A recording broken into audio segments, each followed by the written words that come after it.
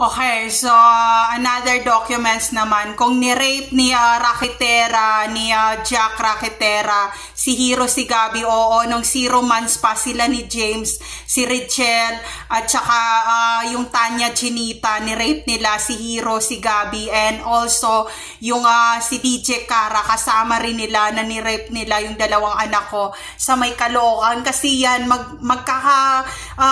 pitbahay lang yan yung mga pamilyang yan. So, ayun, lahat sila sa may Caloocan lahat. And ni-rape nila si Hiro si Gabi, talagang pinahirapan nila. Mga pedophiles yan mga pedophiles ng Maytala, Malaria, Caloocan. And also si Mama, ni Mercy Killing ni Richelle yun, ni Richelle B. Bentic.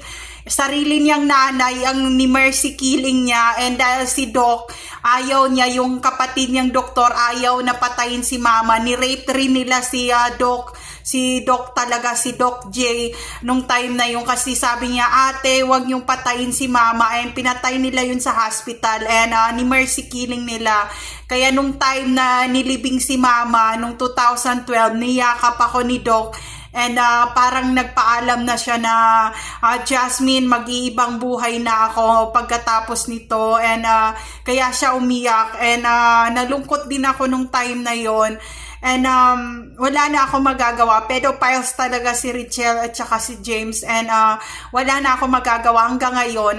Kung saan man sila ngayon, kung sinaktan man nila si Hiro si Gabi, or sinasaktan nila ang mga anak nila, yun ay kadahilanan na sila ay mga pedophiles, na hindi sila asset ng Marine. Sila ay pinaghahanap pa rin ng military personnel from Luzon, Visayas, Mindanao, and international. And also, pugad sila ng Zamboanga, Basilan. And doon nila pinupugutan ng ulo yung mga teenager.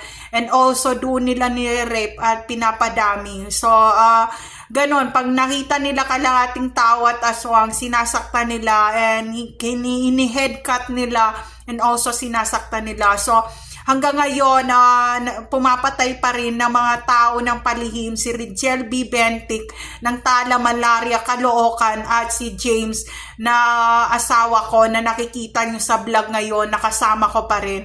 And 1 month ago ko lang siya nakita. So, ayun, there's no safe place to all targeted individual out there. Take care always, everyone.